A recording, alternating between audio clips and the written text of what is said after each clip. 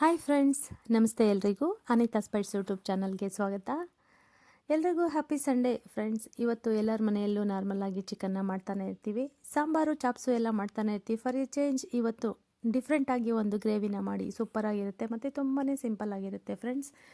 ಎಲ್ಲ ಇಂಗ್ರೀಡಿಯೆಂಟ್ಸ್ ಕೂಡ ಜೋಡಿಸಿ ಇಟ್ಕೊಂಡಿದ್ದೀನಿ, ಹಾಗೆ ಟೈಪ್ ಮಾಡಿ ಕೂಡ ಹಾಕಿದ್ದೀನಿ, ನೀವು ನೋಡ್ಕೊಳ್ಬೋದು. ಹಾಗಿದ್ರೆ ಮಾಡೋ ವಿಧಾನನ ನೋಡ್ಕೊಳ್ಳೋಣ ಬನ್ನಿ. ಹಾಗಿದ್ರೆ ಮೊದಲಿಗೆ ಸ್ಟವ್ ಹಚ್ಕೊಂಡು ನಾನು ಒಂದು ಬಾಣಲಿನ ಇಟ್ಕೊಂಡಿದ್ದೀನಿ. ಅದಕ್ಕೆ ಒಂದು 2-3 ಸ್ಪೂನಷ್ಟು ಎಣ್ಣೆನ ಹಾಕ್ಕೊಂಡು ಬಿಡ್ತೀನಿ. ಈ ವಿಧಾನದಲ್ಲಿ ಒಮ್ಮೆ ಟ್ರೈ ಮಾಡಿ, ಖಂಡಿತ ತುಂಬಾ ಚೆನ್ನಾಗಿರುತ್ತೆ ಫ್ರೆಂಡ್ಸ್. ಎಲ್ಲ ಇದಕ್ಕಿಂತ ಮುಖ್ಯವಾಗಿ ತುಂಬಾ ಸಿಂಪಲ್, ಹಾಗಾಗಿ ನಾನು ಈ ವಿಧಾನನ ಮಾಡಿ ತೋರಿಸ್ತಾ ಇದ್ದೀನಿ. ತುಂಬಾ ಚೆನ್ನಾಗಿರುತ್ತೆ ನೋಡಿ. ಒಂದು 4 ಲವಂಗ, ಒಂದು 2 ಪೀಸ್ ಚಕ್ಕೆ ತೊಗೊಂಡಿದ್ದೀನಿ, 2 ಏಲಕ್ಕಿನ ಹಾಕ್ಕೊಂಡಿದ್ದೀನಿ. ಹಾಗೆ ಒಂದು 5ರಿಂದ 6 ಹಸಿಮೆಣಸಿನ್ಕಾಯಿನ ಸೀಳಿ ಇಟ್ಕೊಂಡಿದ್ದೀನಿ, ಅದನ್ನು ಕೂಡ ಹಾಕ್ಕೊಳ್ತಿದ್ದೀನಿ. ಹಾಗೆ ಒಂದು ದೊಡ್ಡ ಈರುಳ್ಳಿ, ಎಲ್ಲವನ್ನು 1 ಬೈ 1 ಹಾಕಿ ಫ್ರೈ ಮಾಡ್ಕೊಳ್ಬೇಕು ಚೆನ್ನಾಗಿ. ತುಂಬ ಒಳ್ಳೆ ಟೆಕ್ಸ್ಚರ್, ಒಳ್ಳೆ ಆರಾಮಾಗಿ ಬರುತ್ತೆ ನಿಜವಾಗ್ಲೂ. ತುಂಬಾ ಚೆನ್ನಾಗಿರುತ್ತೆ ಗ್ರೇವಿ. ತಿಂತಾಯಿದ್ರೆ ನಿಜವಾಗ್ಲೂ ಯಾವುದೋ ರೆಸ್ಟೋರೆಂಟಲ್ಲಿ ತಿಂತಾಯಿದ್ದೀವಿ ಅನ್ನೋ ಥರ ಫೀಲ್ ಮಾಡ್ಬೋದು ನೋಡಿ. ಹಾಗೆ 2 ಇಂಚು ಶುಂಠಿನ ಹಾಕ್ಕೊಂಡಿದ್ದೀನಿ. ಹಾಗೆ 2 ಗಡ್ಡೆ ಬೆಳ್ಳುಳ್ಳಿ. ಇದಿಷ್ಟನ್ನು ನೀಟಾಗಿ ಫ್ರೈ ಮಾಡ್ಕೊಂಡ್ಬಿಟ್ರೆ ಸಾಕು. 1 ಬೈ 1 ಹಾಕ್ಕೊಂಡು ಗ್ರೇವಿ ರೆಡಿ ಆದಂಗೆ ಲೆಕ್ಕ. ಜಾಸ್ತಿ ಪ್ರೋಸೆಸ್ ಇಲ್ಲ, ಒಂದು ಸರಿ ಹುರ್ಕೊಂಡು ಫ್ರೈ ಮಾಡಿಕೊಂಡು ರುಬ್ಕೊಂಡು ಬಿಟ್ಟರೆ ಮುಗೀತು, ಗ್ರೇವಿ ರೆಡಿ ಆಗುತ್ತೆ. ಒಂದು ಟೊಮೆಟೊನ ಹೆಚ್ಚಿಟ್ಕೊಂಡಿದ್ದೀನಿ, ಅದನ್ನು ಕೂಡ ಹಾಕ್ಕೊಳ್ತಿದ್ದೀನಿ.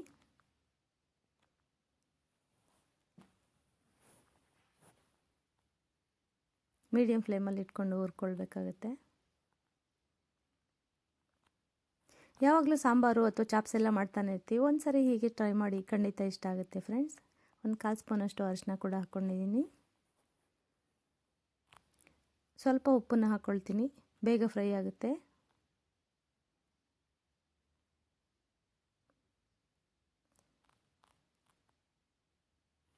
ಹಾಗೆ ಯಾರೆಲ್ಲ ನನ್ನ ಚಾನಲ್ನ ಸಬ್ಸ್ಕ್ರೈಬ್ ಮಾಡ್ಕೊಳ್ಳದೆ ವೀಡಿಯೋಸ್ನ ನೋಡ್ತಿದ್ದೀರಿ, ಅವರೆಲ್ಲ ಸಬ್ಸ್ಕ್ರೈಬ್ ಮಾಡಿಕೊಂಡು ವೀಡಿಯೋಸ್ ನೋಡಿ ಫ್ರೆಂಡ್ಸ್. ನೋಡಿ, ಇದೆಲ್ಲ ಚೆನ್ನಾಗಿ ಒಂದು ಹದಕ್ಕೆ ಫ್ರೈ ಆಗಿದೆ. ಬೇರೆ ಇಂಗ್ರೀಡಿಯೆಂಟ್ಸ್ನ ಹಾಕ್ಕೊಳ್ಳೋಣ. ಗೋಡಂಬಿ ಹಾಗೆ ಗಸಗಸೆನ ನೆನೆಸಿಟ್ಕೊಂಡಿದ್ದೀನಿ, ನೀಟಾಗಿ ಪೇಸ್ಟ್ ಆಗುತ್ತೆ, ಒಳ್ಳೆ ಗ್ರೇವಿಗೆ ಟೇಸ್ಟ್ ಬರುತ್ತೆ ಅಂದ್ಬಿಟ್ಟು ಅದನ್ನು ಕೂಡ ಹಾಕ್ಕೊಳ್ತೀನಿ. ನೋಡಿ, 1 ಸ್ಪೂನಷ್ಟು ಗಸಗಸೆ, ಹಾಗೆ ನೋಡಿ ಒಂದು 12ರಿಂದ 15 ಗೋಡಂಬಿ ಇರ್ಬೋದು, ಉಂಡಿ ಗೋಡಂಬಿ.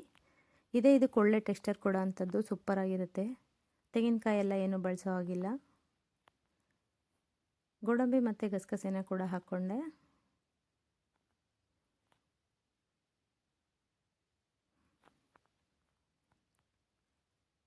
ಇದೆಲ್ಲ ಚೆನ್ನಾಗಿ ಫ್ರೈ ಆಗಲಿ. ಅಷ್ಟರಲ್ಲಿ ಸ್ವಲ್ಪ ಒಣ ಪುಡಿಗಳನ್ನ ಎತ್ಕೊಂಡು ಬಿಡ್ತೀನಿ.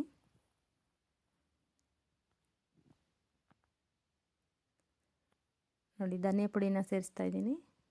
ನಾನು ನಮ್ಮನೆಗೆ 2 ಟೈಮ್ಸಿಗೆ ಮಾಡ್ತಾಯಿದ್ದೀನಿ, ಹಾಗಾಗಿ 2.5 ಸ್ಪೂನಷ್ಟು ನಾನು ಧನಿಯಾ ಪುಡಿನ ಸೇರಿಸ್ಕೊಂಡಿದ್ದೀನಿ. 1.5 kg ಚಿಕನನ್ನು ತೊಗೊಂಡಿದ್ದೀನಿ. ಹಾಗೆ ಅದೇ ಸ್ಪೂನಲ್ಲಿ 1.5 ಸ್ಪೂನಷ್ಟು ಅಚ್ಕಾರದ ಪುಡಿನ ಸೇರಿಸ್ಕೊಳ್ತಿದ್ದೀನಿ.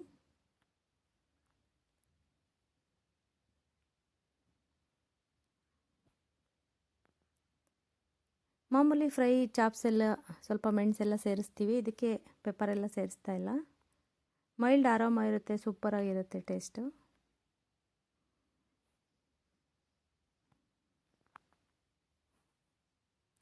ಲಾಸ್ಟಲ್ಲಿ ಸ್ವಲ್ಪ ಗರಂ ಮಸಾಲ ಪುಡಿನ ಸೇರಿಸ್ಕೊಂಡೆ.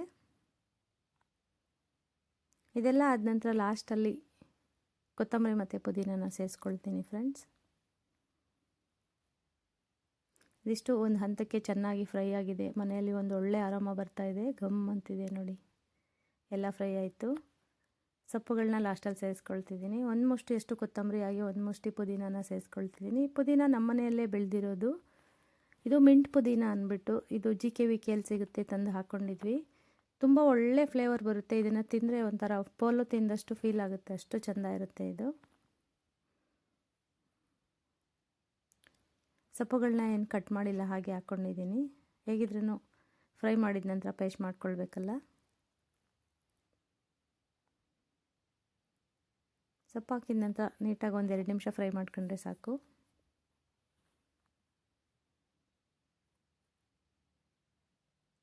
ಯಾವಾಗಲೂ ಒಂದೇ ಥರ ಗ್ರೇವಿ ಮಾಡೋ ಬದಲು ಒಂದೊಂದು ಸಾರಿ ಬೇರೆ ಬೇರೆ ಥರ ಟ್ರೈ ಮಾಡ್ತಾಯಿದ್ರೆ ಟೇಸ್ಟ್ ಚೆನ್ನಾಗಿರುತ್ತೆ. ಅದಕ್ಕೆ ಈ ವಿಧಾನನ ನಾನು ಟ್ರೈ ಮಾಡಿದೆ, ತುಂಬಾ ಇಷ್ಟ ಆಯಿತು.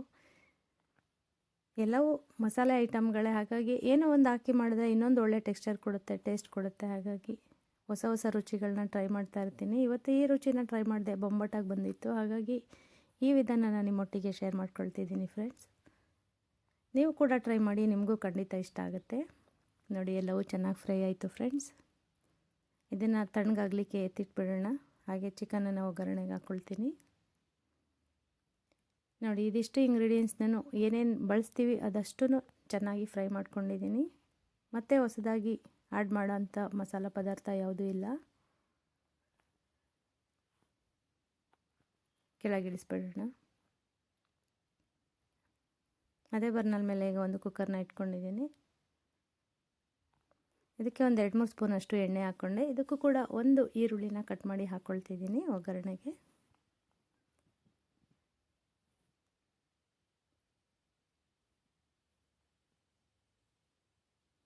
ಈರುಳ್ಳಿ ಎಲ್ಲ ಚೆನ್ನಾಗಿ ಫ್ರೈ ಮಾಡ್ಕೊಳ್ತೀನಿ.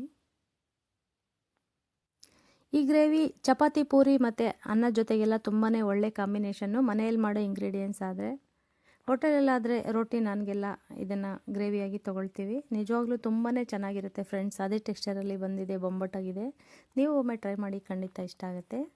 ಈರುಳ್ಳಿ ಚೆನ್ನಾಗಿ ಫ್ರೈ ಆಯಿತು. ಈಗ ಅರಿಶಿನ ಉಪ್ಪೆಲ್ಲ ಹಾಕಿ ಚೆನ್ನಾಗಿ ತೊಳೆದಿಟ್ಕೊಂಡಿರೋಂಥ ಚಿಕನನ್ನು ಸೇರಿಸ್ಕೊಳ್ತಿದ್ದೀನಿ. ಚಿಕನನ್ನು ಕಟ್ ಮಾಡಿ ಮನೆಗೆ ತರೋಕ್ಕೆ ಮುಂಚೆ ಏನಾದರೂ ಬ್ಯಾಕ್ಟೀರಿಯಾಸ್ ಇದ್ರೂ ಅದು ರಿಮೂವ್ ಆಗಬೇಕಂದ್ರೆ ಉಪ್ಪು, ಅರಿಶಿನ ಮತ್ತು ಒಂದು ಹೋಳು ನಿಂಬೆಹಣ್ಣನ್ನು ಹಾಕಿ ಚೆನ್ನಾಗಿ ತೊಳಿಬೇಕು. ಚಿಕನ್ನ ಒಂದು 3 ಸಾರಿ ತೊಳೆದ್ಬಿಟ್ಟು ನಾವು ಹಾಕ್ಕೊಳ್ಬೇಕಾಗತ್ತೆ. ನಿಂಬೆಹಣ್ಣು, ಉಪ್ಪು, ಅರಿಶಿನ 3 ಮಸ್ಟ್ ಆ್ಯಂಡ್ ಶುಡ್ ಬಳಸಿ ಚೆನ್ನಾಗಿ ತೊಳೆದ್ಬಿಟ್ಟು ಆಮೇಲೆ ಅಡುಗೆಗೆ ಬಳಸಿ, ಚಿಕನ್ ಆಗಲಿ ಮಟನ್ ಆಗಲಿ.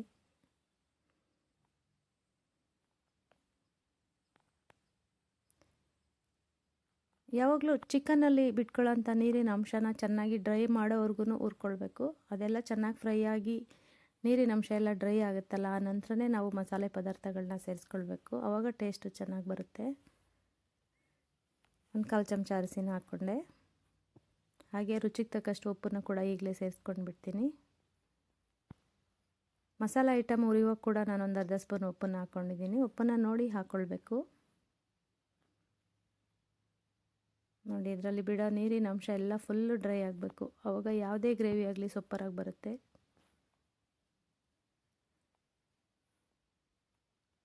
ಇದು ಚೆನ್ನಾಗಿ ಫ್ರೈ ಆಗ್ತಾ ಇರಲಿ. ಅಷ್ಟರಲ್ಲಿ ಈಗ ಹುರಿದಿಟ್ಕೊಂಡಿರೋಂಥ ಮಸಾಲೆ ತಣ್ಣಗಾಗಿರುತ್ತೆ, ಅದನ್ನು ರುಬ್ಕೊಂಡು ಬಿಡೋಣ. ಇದನ್ನು ಚೆನ್ನಾಗಿ ತಿರುಗಿಸಿದ್ದೀನಿ. ಈಗ ನೀರಿನ ಅಂಶ ಎಲ್ಲ ಡ್ರೈ ಆಗ್ತಾ ಇರಲಿ. ನೋಡಿ, ಇದು ಕೂಡ ತಣ್ಣಗಾಗಿದೆ. ಇದನ್ನು ಮಿಕ್ಸಿ ಜಾರಿಗೆ ಹಾಕ್ಕೊಂಡು ರುಬ್ಕೊಂಡು ಬಿಡಬೇಕು.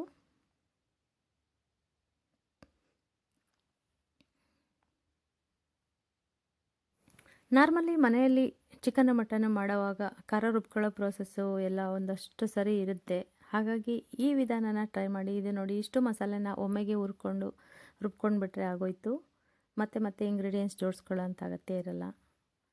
ಜೊತೆಗೆ ಒಂದೊಳ್ಳೆ ಟೇಸ್ಟ್ ಸೂಪರಾಗಿರುತ್ತೆ ಫ್ರೆಂಡ್ಸ್. ನಿಜವಾಗ್ಲೂ ಗೋಡಂಬಿ ಗಸಗಸೆ ತುಂಬಾ ಹೈಲೈಟು, ಒಳ್ಳೆ ಟೆಕ್ಸ್ಚರ್ ಕೊಡುತ್ತೆ. ಟೇಸ್ಟ್ ಕೂಡ ತುಂಬ ಚೆನ್ನಾಗಿರುತ್ತೆ. ಸ್ವಲ್ಪ ನೀರನ್ನು ಹಾಕ್ಕೊಳ್ತೀನಿ. ಅದೇ ಬಾಣಲಿಯಲ್ಲಿರೋಂಥ ಮಸಾಲೆ ನೀರನ್ನು ರುಬ್ಕೊಳ್ಬೇಕು. ಸೂಪರಾಗಿ ಆರಾಮ ಬರ್ತಾಯಿದೆ.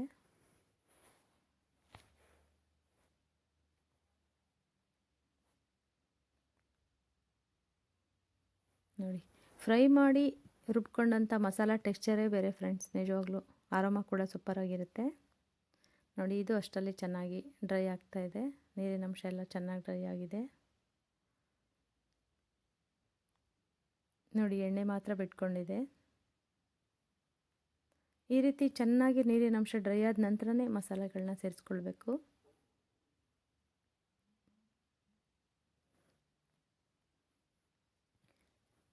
ಗ್ರೇವಿ ಮೀಡಿಯಮ್ ಹದದಲ್ಲಿ ಇರಲಿ. ತುಂಬ ತೆಳುವೂ ಆಗಬಾರ್ದು, ತುಂಬ ಗಟ್ಟಿನೂ ಇರಬಾರ್ದು.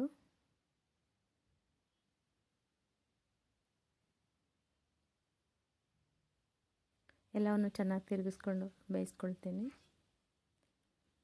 ಅದರಲ್ಲೂ ಬ್ರಾಯ್ಲರ್ ಕೋಳಿ ಆಗಿರೋದ್ರಿಂದ 10 ನಿಮಿಷಕ್ಕೆಲ್ಲ ಗ್ರೇವಿ ರೆಡಿಯಾಗಿಬಿಡುತ್ತೆ ತುಂಬ ಬೇಗ.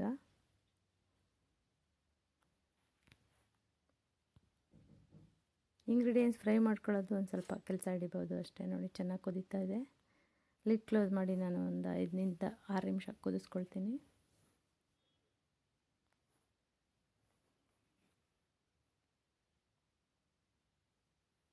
ಆಲ್ರೆಡಿ ಒಗ್ಗರಣೆಯಲ್ಲಿ ಕೂಡ ಚೆನ್ನಾಗಿ ಸಾಫ್ಟಾಗಿರುತ್ತೆ ಚಿಕನ್ನು.